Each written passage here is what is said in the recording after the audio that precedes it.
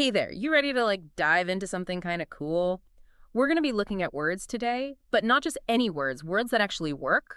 We're talking copywriting, but not just how to write, how to make your writing make people do things. Right, how to make people take action. You clearly get that from the sources you sent over, so we're going to break apart persuasive writing today so you can use it for yourself. Exactly, and it's really interesting because it really is about understanding that every word should be leading somewhere. So whether that's to buy something, to click on something, to just shift your perspective in the world, those are the things that we're going to be breaking down today. And something that stood out to me from these sources is just how purposeful everything is in copywriting. This isn't about sounding smart, it's strategic. It is. It's absolutely strategic, and it's about, the source uses this great phrase, it's called medium concept action. So almost think about copywriting as this journey. You're going on a journey with a writer, right? Yep. And the medium is the vehicle you're taking. So are you taking a really sleek sports car like a social media post?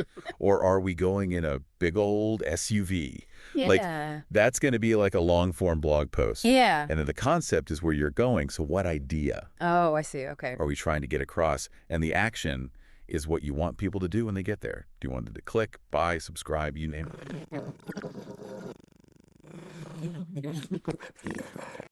That's a pretty important vehicle, right? Oh, for sure. You've got a bit more space than, say, a tweet. And you want to make sure that you're hitting all those highlights for your audience.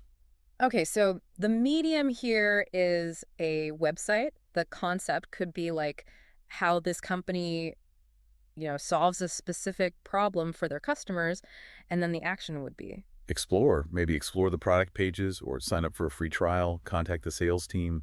It really depends on that company's very specific goals that they're trying to do. And this is where things get really interesting because, and the sources talk about this, when writers get so caught up in sounding really smart, they kind of lose the action part. Yeah, they forget they're on a mission. Yeah. You've got to make sure that your cleverness, the way you're speaking, the words you're using, they all serve that ultimate goal. Yeah. Otherwise, you're just taking them on a joyride and they're just well, what was the point of that? Yeah.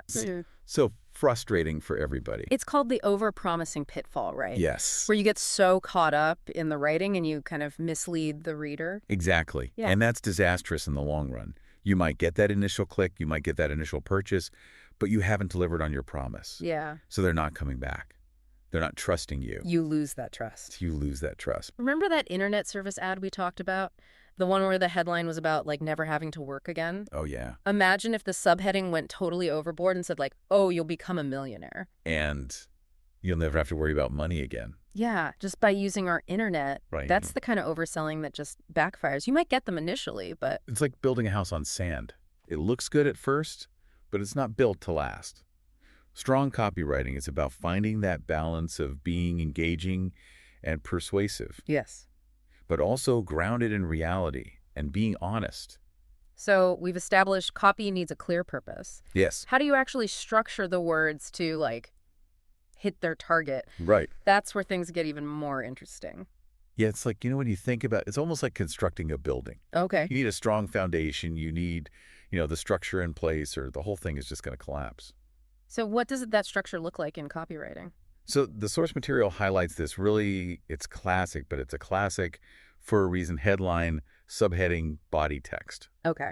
And it makes sense when you think about how we actually consume information nowadays, which is you skim. So a strong headline, that's your beacon. That's what's going to grab your attention. Yeah.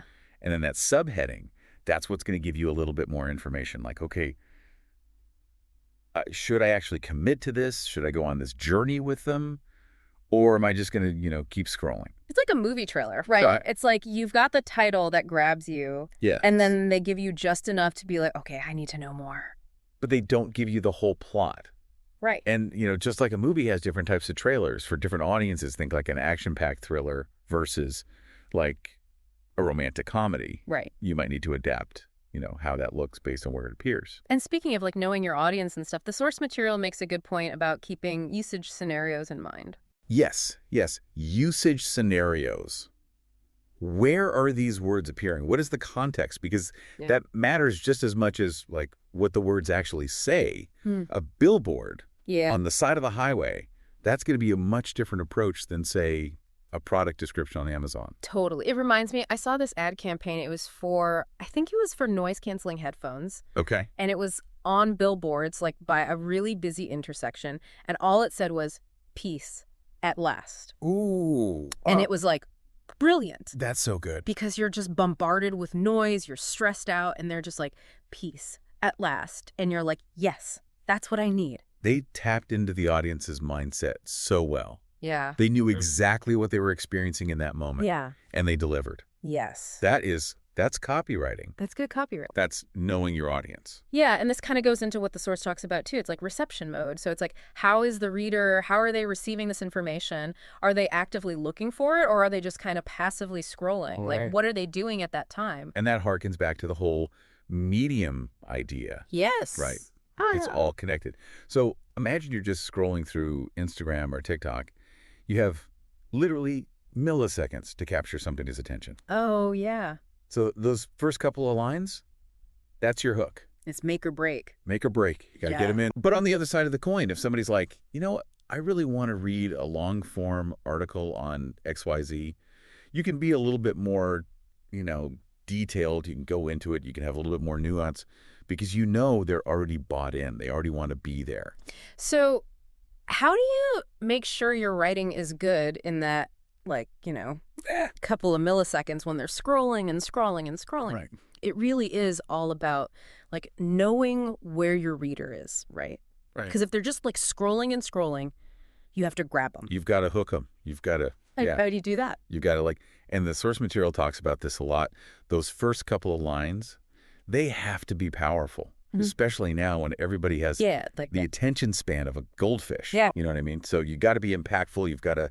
Really, yeah. It's like they say, you never get a second chance to make a first impression. Exactly. And that first impression is happening so fast. Yeah, and it's often decided in milliseconds. Yeah.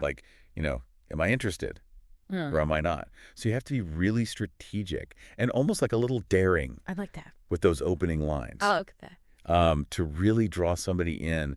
And it actually uses this phrase, the source material. It calls words a powerful weapon. Wow.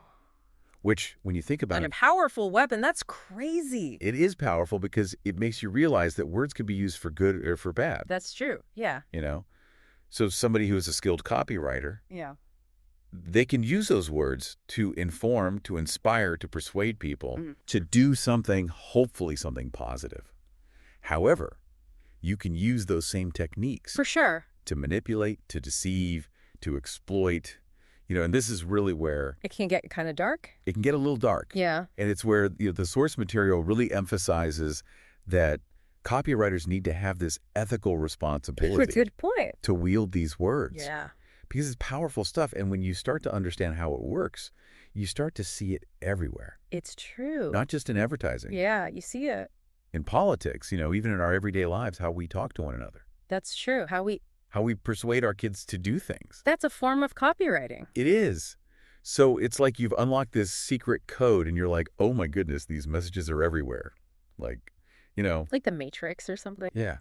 And it allows you the awareness of this. It's so empowering because it is, yeah. Not only are you understanding as a writer, but then as a consumer, you're like, okay, wait a minute. I'm not going to fall for this. I understand what you're trying to do here. You can see through it. I can see through it. I see your tactics. Yeah. So from everything we talked about today, what's one big thing that you hope people listening will remember? I think a newfound appreciation for how powerful words are and that copywriting, it's more than just stringing sentences together. It's an art form almost. It really is. It's this beautiful combination of understanding your audience, of having a very clear message that you want to portray, and then making sure that you are choosing the right words to achieve that goal. Choosing those words carefully. Choosing those words carefully. And ethically, and doing it in a way that's, going to get the results that you want. Making those words work for you. Make them work for you. Not the other way around. Exactly. Well said. This was great. Thanks for coming on. Thanks for having me.